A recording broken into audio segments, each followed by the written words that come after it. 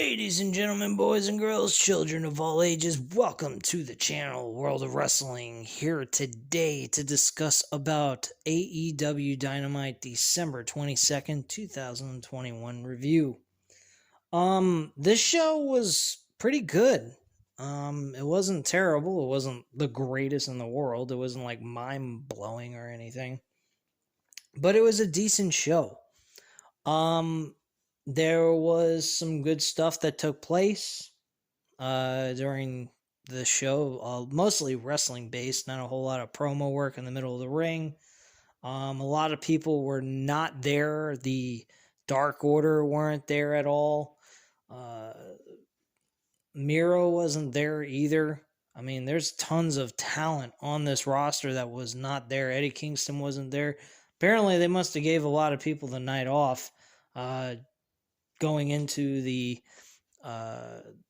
Christmas holiday and whatnot. So, kudos to AEW, I guess, for giving a shit about their talent and letting them enjoy their time off with their families and whatnot, instead of having them work to the bone.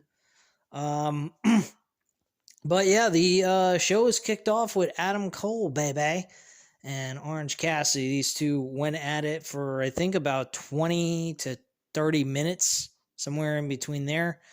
Very good matchup. Kyle O'Reilly made an appearance, and the Undisputed Era has reunited. Afterwards, once the Undisputed Era reunited, they destroyed the entire group of the Best Friends. Young Bucks seemed a little confused, though. They felt like they were the left-out kids, kind of like the outsiders looking in. And Adam Cole looked at them and said, look, we are good. We're still together and everything. But things kind of went south with all this once they were leaving the ring. They had the groups of the original guys of the Undisputed Era leave together, while the Young Bucks stood in the ring looking a little bit confused and not knowing what the fuck to expect here. So things look a little bit messed up, but me personally, I'm taking it as the belief that we are getting the Undisputed Era versus the Elite. That's what I think is going to happen. Eventually, this is going to lead to a six-man tag team matchup between the Undisputed Era and the Elite, with the Young Bucks and Kenny Omega. And that's where I see this going. I think the Kenny Omega and the Young Bucks will become the faces, and the Undisputed Era will remain as the heels. So that's where I see that going. We then had a promo with Hangman Page and Bryan Danielson. Tony Schiavone believed that at the end of this match, with the few seconds that were left, he had enough time to pin Bryan Danielson after the buckshot lariat. He would have gotten the 1, 2, 3 and walked away victorious. But unfortunately, there wasn't enough time on the clock for him in that match, and it went to a draw. Bryan Danielson showed up, and he basically set up a match stipulation that for January 5th's first show on TBS, there will be a second matchup between these two for the World Championship. This time, if it goes past 60 minutes, it will go to a judge's scorecard to actually score the match for the way it was. Based on what happened in their first match, Bryan Danielson would have won with a judge's scorecard, because Bryan Danielson dominated most of this match throughout. Now, obviously, this is probably going to go to 60 minutes again. Chances are, I'm not sure. But I liked Hangman Page's idea of matches. They went ahead and brought up about like him thinking of, hey, I was thinking of maybe we should do an Iron Man match, a ladder match, a steel cage match, or no time limit even. And none of those ideas really came through, but we're going to a judge's scorecard type of situation instead. Kind of like the no time limit. I think that would have been the better idea to go with. At least then we have a finish. Unfortunately, we are not getting that. We are getting a judge's scorecard type of thing if it goes past 60 minutes. So more than likely, this is going to go past the 60 minutes, or Hangman Page is going to win it with just a few seconds left. Who the fuck knows? So, that is the situation for January 5th's episode. It was also announced that on January 25th, Saturday, Rampage will be taking place at 9 p.m. with Cody Rhodes going up against Sammy Guevara for his TNT Championship. I almost said defending his TNT Championship, but Cody is not the champion going into this match. What else? We had MJF also backstage with Wardlow. It looks like Wardlow and MJF are slowly but surely kind of fading away from each other.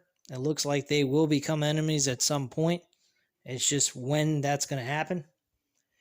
And Wardlow had a match against some enhancement talent, beat the shit out of him in less than a minute, and got the 1, 2, 3. And that was that. Sean Spears started beating the shit out of him as well with a fucking chair. And that's pretty much it. So Wardlow has just been beating the crap out of enhancement talents, and that's all there is to it. Let's see here. We then had Dan Lambert talk about how Tony the Con Man, the wrong con, actually, Dan Lambert, the correct con man of the cons is Nick Khan from WWE, because he is definitely a fucking con man. Anyway, moving on. Dan Lambert talked about Tony Khan being a guy that's into favoritism.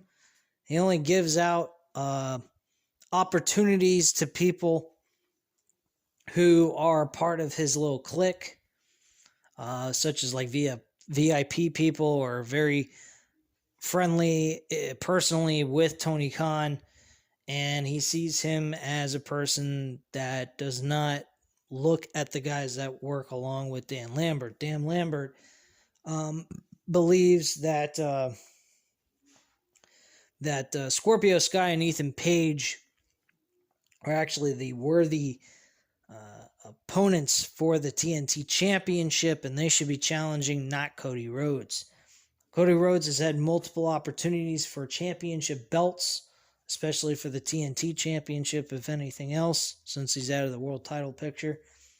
And he stated, you know, it's funny, Tony Khan is expecting me to be able to put over or get you guys to like Cody Rhodes. That's near to impossible because the guy is more of a dick than I am. I thought that was a very funny line, actually, that they threw out there. making Cody being some kind of fucking prick behind the scenes. So I thought that was kind of hilarious. But yeah, he is really pushing the idea that Scorpio Sky or Ethan Page deserve another shot for the TNT Championship belt, and he hopes to see that take place very soon, which that's what he's pushing for at this point in time. Next up, we had Ruby Soho go one-on-one with Nyla Rose. This match was a good match. Fortunately, Nyla Rose ended up hurting Ruby Soho's left shoulder. Now, from what the announcer stated during this match, that Ruby Soho actually has had multiple shoulder surgeries in her career. So she looked like she was really hurting. I don't know if it was a work or it was real. I couldn't really tell the difference. She was doing a great job selling it if it was a work. If it wasn't, then she's technically really injured. But she managed to pull out the victory and beat Nyla Rose, which I expected. I expect Ruby Soho to walk away with the TBS Women's Championship belt at the end of this tournament. Thunder Rosa is going up against Jade Cargill soon in the semifinals of this, so we will be determining the challenger against Ruby Soho to crown the first ever TBS Women's Champion. And I predict Thunder Rosa will walk away beating Jade Cargill because Jade Cargill is the weakest of the three. I don't think she would do a great job at the end of this tournament. I think it would be really ridiculous to give the title to her or even put her in the finals. I think Thunder Rosa and Ruby Soho would be the perfect opponents for each other. It would also make a little bit of sense to put these two together in a finals match because of the fact that these two were the final two women in that battle royale to crown the number one contender for the women's championship back at All Out. So I think this would be a great idea for them to go with. They could also, talk about that during the match and bring up the past history that they had in that battle royal, revisiting that. And now that, and in that matchup that they had, they really couldn't determine a real true winner. They were only throwing each other over the top rope type of situation. So with them doing this finals match, this is actually kind of full circle, and we finally get the match to determine who is really the best. So I think that's kind of a cool idea to go with. But yeah, Nyla Rose loses to Ruby Soho. What else happened? I'm trying to think. Malachi Black beat Garrison in a one-on-one match from the Varsity Blondes. He picks up the victory, beats him with no problem. He also knocks out knocks out Brian Pillman Jr. with a fucking roundhouse kick to the jaw. I don't know if he really kicked him or he just sold the shit out of it and never touched him to begin with, but he did it so quick, it looked like he might have hit him and knocked him down. So, I don't know. But Malachi Black looks like he is in the driver's seat, man. He is looking very good in this on the show, better than he ever looked on WWE. I mean, anybody looks better than what they did in WWE on this show. I mean, fucking talking and doing vignettes like fucking Miro is doing is better than what anything he did in WWE as Rusev. So that's saying something. But yeah, this that was pretty good. I didn't have any issues with that. Let's see here. Trying to think. I don't have my computer up. That's another thing. Kind of doing a short review of this. I'm kind of tired out. I got a lot of things I got to do tomorrow. So I'm just trying to enjoy the rest of my time off here. So I'm just going to cut this a little bit short. I'm going to get through the final matchup that took place on this show. And that was Dr. DMD Britt Baker. She had a short little promo backstage. She was celebrating the holidays for Christmas with Tony Schiavone, and he was asking her kind of questions like, do you think that you'll be able to beat Riho for the first time ever, because she has never yet beat her in a one-on-one match. And she said, look, man, in 2021, I've been going ahead and running roughshod through everybody in this women's division. I own this women's division. I am not worried about Riho. I'm going to go in there on January 8th, and I'm going to defeat her and stay the women's champion and continue my reign in 2022.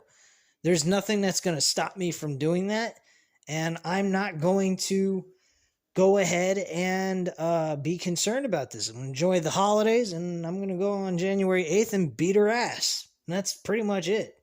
So I liked the promo work. I thought it was very good, and she did an excellent job. The last thing that was done on this show was the main event. It was a 6-man tag team match with CM Punk, Sting, and Darby Allin up against FTR and MJF. Funny thing about this match is Pinnacle was wearing nothing but yellow trunks. That's a kind of a sign saying that they are cowards, which is funny. My friend and I were talking on the phone during this match, and he pointed that out to me. I was like, oh, yeah, that kind of doesn't make sense. And MJF is running away from CM Punk every time CM Punk was in the ring. We also seen a lot of the wrestlers sharing the same, wearing face paint that represented the other wrestler. For example, Sting was wearing CM Punk fist paint on his head, on his forehead, and representing CM Punk, he also was wearing his shirt that AEW created for him in merchandise. CM Punk was wearing the old school Sting, even wearing trunks with Sting's icon image on it, the Stinger image on his pants, which I thought was kind of fucking weird, but whatever, definitely different. What else? We had Darby Allin wearing the old school half face painted surfer board Sting type gimmick, which I thought was very amusing. And this match, again, another good match, good action, very close, very long too. It was about 30 minutes, I think. I think it started at the 9:30 portion of the show, and they filled that whole entire time slot in from 9:30 to 10 to the very end. Dax Hardwood took the loss with a GTS, followed by a Scorpion Death Drop and a Coffin Drop, and then CM Punk picked up the victory. I figured during the beginning of this match, I was thinking, probably CM Punk is going to get the win. He's going to pick up a victory over FTR members. He's not going to beat MJF. He's just going to beat one of his members on his team. And I was correct on that. I thought the other way around, they could have had MJF win and beat Sting. I think that would have been kind of cool. Have Sting take the L with MJF picking up the victory at the end of all of this. So I would have been cool with that, but they unfortunately didn't go that route. CM Punk picked up the victory for his team and walked away victorious. MJF was pretty pissed off. He got the headset by the commentator's table, and he said, "Look, man, this is a bunch of BS. This guy is always he's doing reverse psychology or some kind of shit, or living in denial, and is delusional." And he said that CM Punk is always avoiding him, and yada, yada, yada, blah, blah, blah. And me personally, I thought it was really ridiculous. I didn't particularly care for this all that much. This was really delusional, in my opinion. But earlier in the show, I forgot to mention, during the time MJF was backstage with Wardlow and FTR, he did point out something else that was funny. He said, you guys are a bunch of individuals. You got Sting with his Krusty the Clown face paint stuff. You got Darby Allin, who's fucking weird outcast type thing. He said, like, something like that. And then you got CM Punk and whatnot. And he just cut a good promo on all of them, which was absolutely outstanding. And that's pretty much it, guys. So that was the show in a nutshell.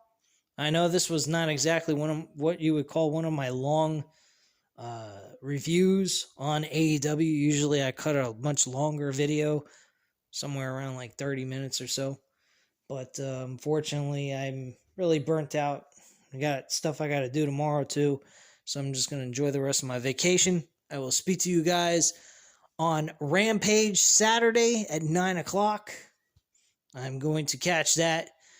But otherwise, I have no care in the world about SmackDown. I don't know if I will do a review on SmackDown or not.